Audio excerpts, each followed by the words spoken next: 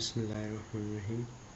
Hello दोस्तों, जहाँ से कल हमने अपना लेक्चर छोड़ा था वहीं से आज हम स्टार्ट करेंगे। ये फ़ोल्डर जो सा मैंने बनाया हुआ था मुबिन के नाम से, इसको हम ओपन करते हैं। अब ये इंडेक्स की फ़ाइल है। इसको ओपन करने का तरीका ये राइट क्लिक करके edit with notepad, open with, जिस तरह भी आप इजी समझे, ओपन विद सबलाइम और जो भी आप यूज़ करें टेक्स्ट एडिटर। यहाँ पर हम करते हैं एडिट विद नोटपैड। तो ये दो फाइल्स कल की जो ओपन थी वो ओपन है। तो यहाँ पर अब बॉडी, अब हमारा काम जो ऊपर का था वो इनिशियल लेवल का हमने कंप्लीट कर लिया है, और अब बॉडी जो इंटरफेस हमने यूज़र को दिखाना है वो हम चलाएंगे। यहाँ से हम इसको ओपन कर लेते हैं तो ये एज में ओपन भी हो जाएगा। येलो हमने बैकग्राउंड रखा हुआ था। And know start. सबसे पहले हमने हेड बनाना है, जैसे वो मैंने बताया था पिक्चर के अंदर। ये रही पिक्चर, इसमें ये हेड होगा हमारा, साइड बार, मेन कंटेंट और फुटर। इस तरह हमने डिव्स बना लेने प्रॉपर। ये मतलब एक बॉडी को हमने डिवाइड कर देना है 4 हिस्सों में।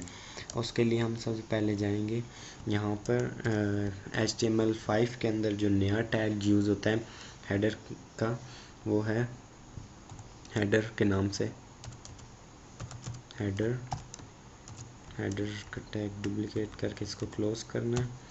और टैग्स का ख़ास ख्याल रखने के टैग्स आपस में मिक्स ना हो। क्लोजिंग टैग लाजमी लगाना है जिस जो पेयर टैग्स हैं।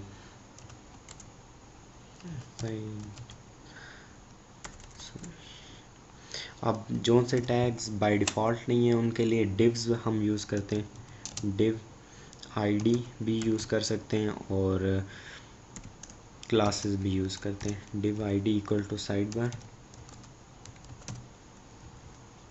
और इसको क्लोज, डिव को क्लोज करने का तरीका है डिव एंड पे लिख देंगे हम, ये आपस में क्लोज हो गई है। अब इसके दरमियान हम कुछ भी पेस्ट कर सकते हैं, ठीक है। लाइक हम यहाँ पर पेस्ट करते हैं दिस इज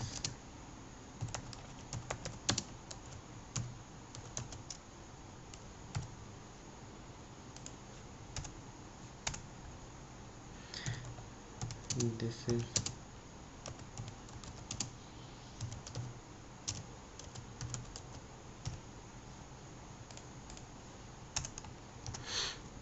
और अब मेन कंटेंट के लिए हम डिव बनाते हैं। डिव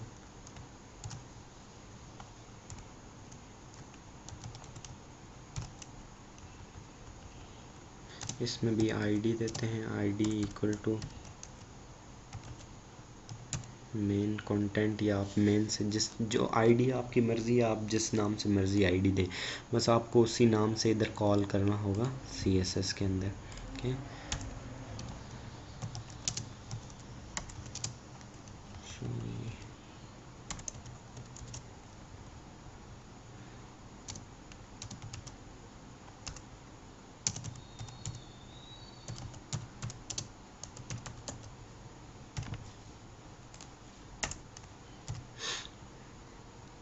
और फुटर के लिए भी बाय डिफ़ॉल्ट टैग है इसके HTML5 के अंदर फुटर के नाम से।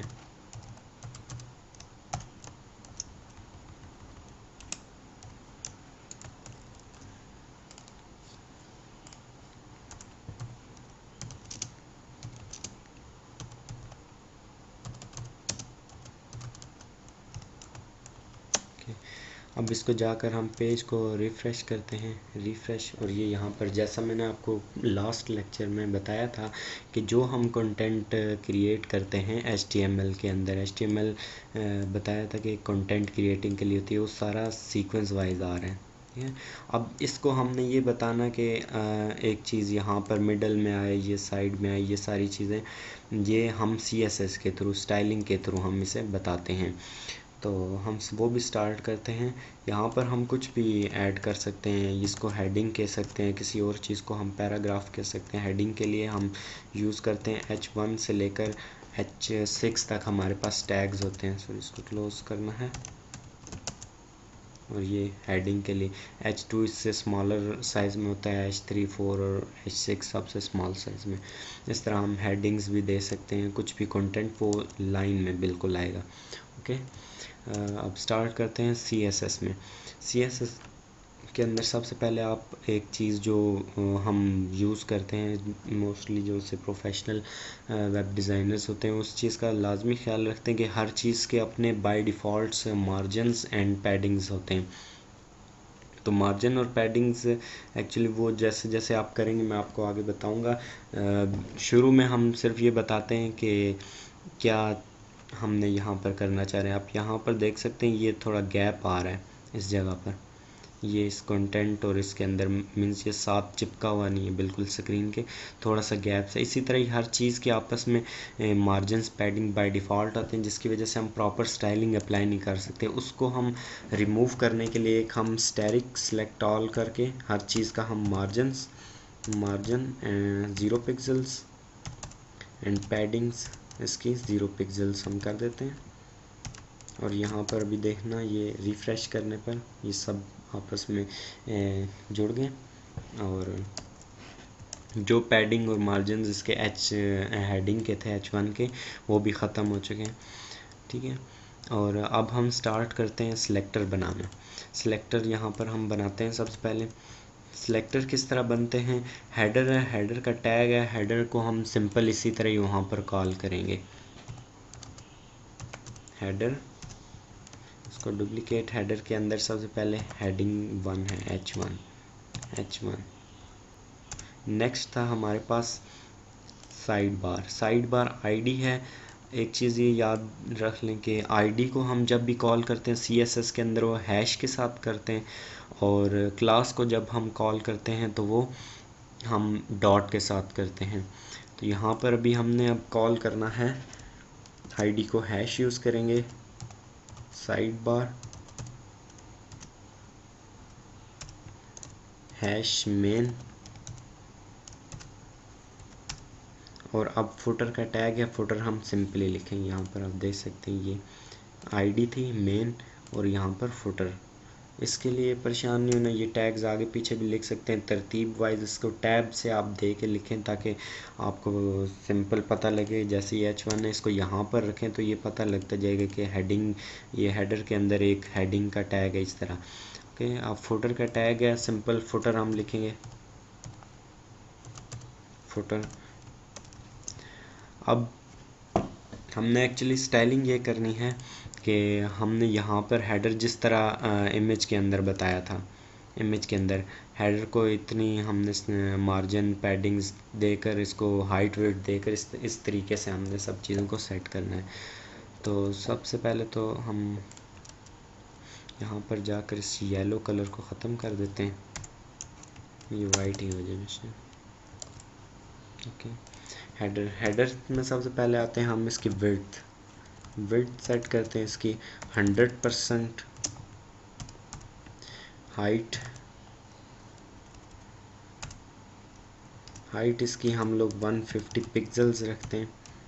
कुछ लोगों को यहाँ पर कंफ्यूजन होती है कि परसेंट एंड पिक्सल्स में क्या फ़र्क है। परसेंट जो सी आपकी स्क्रीन का 100% है अगर, तो ये होगा, अगर 50% है तो यहाँ तक जो इसका दरमियाना हिस्सा है वो होगा। लेकिन पिक्सल में ये इतना फ़र्क है कि पिक्सल 1 डॉट ऑन स्क्रीन होता है, तो मे बी पिक्सल अगर 50 पिक्सल हम करें तो यहाँ तक बने, वो स्क्रीन की रेजोल्यूशन के हिसाब से क्वालिटी वाइज उसका होता है कि 50 पिक्सल्स अगर हम करें तो यहाँ तक आए, मे बी यहाँ तक आए किसी स्क्रीन में, तो वो होता है। और अगर हम लोग परसेंट में करेंगे 30% में भी इस यहाँ तक लाए करें, तो इस तरह ना हम डिफरेंट करते हैं इसको। अब यहाँ पर हम इसको बैकग्राउंड कलर दे के देखते हैं कि ये हमारी हाइट विड्थ किधर लाए करिए। अगर हम बैकग्राउंड कलर नहीं इसको देते तब अप्लाई करते हैं, देखना वो इसने उठा ली है, देखिए ये अपने कंटेंट को नीचे ले गया, 150 पिक्सल से नीचे लेके चला गया दूसरे कंटेंट को। लेकिन हमें कैसे पता चलेगा कि इसने ये कवर कर ली है जगह, नहीं, वो हम इसका बैकग्राउंड कलर देकर #000 हम इसका ब्लैक का कोड है ये यूज़ करते हैं। ओके, ये आ गया, ठीक है। अब टेक्स्ट हमारा छुप चुका है, ये ब्लैक है क्योंकि, ओके। इसको टेक्स्ट को कलर चेंज करने के लिए हम सिंपल कलर लिखते हैं, कलर की प्रॉपर्टी कलर #FFF वाइट का कोड है। ये डिफरेंट तरीक़ों से कराने का मतलब मकसद यही है कि आपको पता लगते चले डिफरेंट प्रॉपर्टीज़, ओके। अब हम आते हैं H1 पे। H1 एक्चुअली हमारी जो हेडिंग है, इसको, इस चीज़ को सिर्फ कॉल करेगा। तो इसके लिए हम यही कर सकते हैं, इसके अंदर एक ही प्रॉपर्टी आज पढ़ाता हूँ, उसके बाद फिर नेक्स्ट जैसे जैसे हम करते जाएंगे तो हम इसमें करते जाएंगे। फ़ॉन्ट साइज़ कर लेते हैं,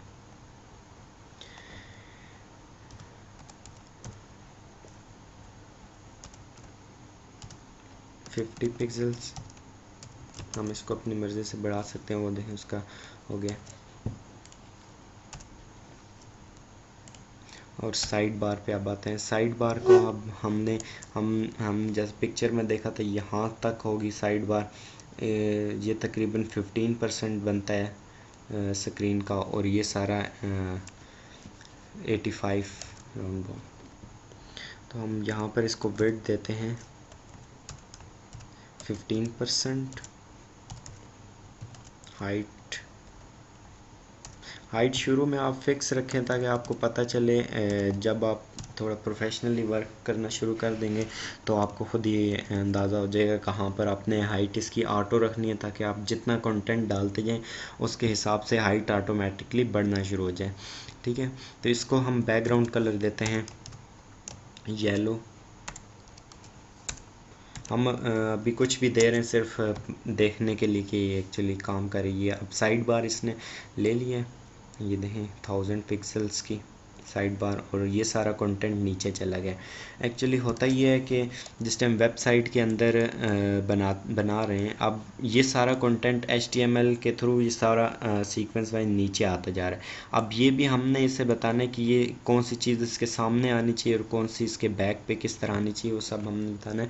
तो यहाँ पर अब हम करेंगे कि मेन कंटेंट को इस जगह पर लाने के लिए हमें इस वाली डिव को हमें कहना होगा कि अपना जो फ्लोटिंग है वो सारी लेफ़्ट साइड पे रखें। तो यहाँ पर हम एक प्रॉपर्टी यूज़ करेंगे फ्लोट लेफ़्ट। ये यहाँ पर आ गया हमारा कंटेंट। अब हम मेन के अंदर जाते हैं। मेन को सबसे पहले हम विड्थ देंगे, इसी तरह ही विड्थ। अब यहाँ पर हमने 15% दी थी, तो रिमेनिंग जो हमारे पास है वो 85% है। ये हमने प्रॉपर देनी है 85%।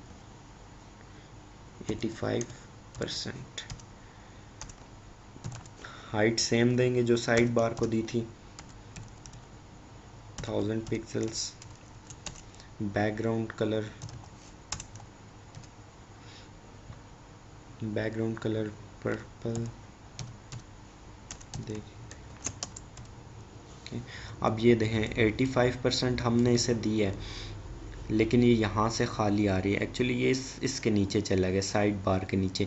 इस साइड को भी हमने बताने कि अपने फ्लोटिंग जो सी है वो सारी अपनी राइट साइड पे रखे। तो इसके लिए भी वही प्रॉपर्टी सेम यूज़ करेंगे हम, फ्लोट राइट, ओके। अब यहाँ पर देखें ये फुटर का एरिया, इसके ऊपर हम स्टाइलिंग अप्लाई करेंगे तो ये थोड़ा प्रॉब्लम करेगी। वो भी इसी वजह से मैं पहले ही आपको बता रहा हूँ ताकि ये चीज़ें आपको याद रहें कि अक्सर दो चीज़ों को ऊपर फ्लोटिंग देने की वजह से नीचे एरर आते हैं कुछ। वो एक्चुअली फ्लोटिंग जो सी उसकी प्रॉपर्टी है वो दूसरी डिव्स पर भी अप्लाई कर रहा होता है, इस वजह से।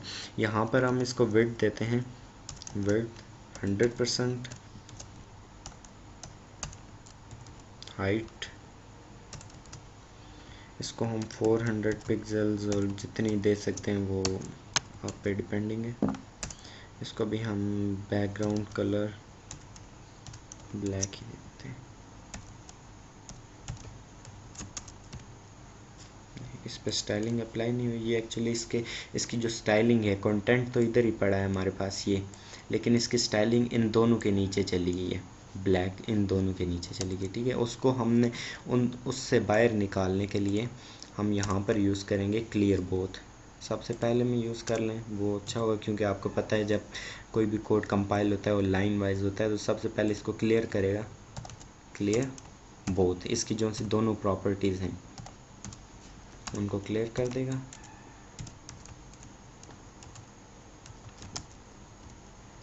तो यहाँ पर आप देखें ये ब्लैक में आपके पास आ गया।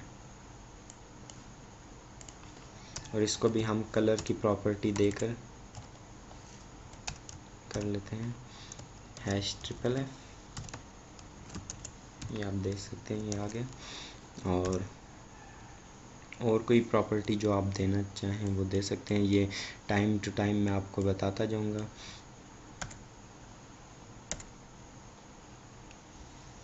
ओके, ये हमारी तकरीबन वेब की लेआउट तैयार हो चुकी है। कल हम नेक्स्ट लेक्चर में यहाँ पर लोगो लगाएंगे, हेडिंग और स्लोगन, और यहाँ पर साइड बार के अंदर टैब्स देंगे।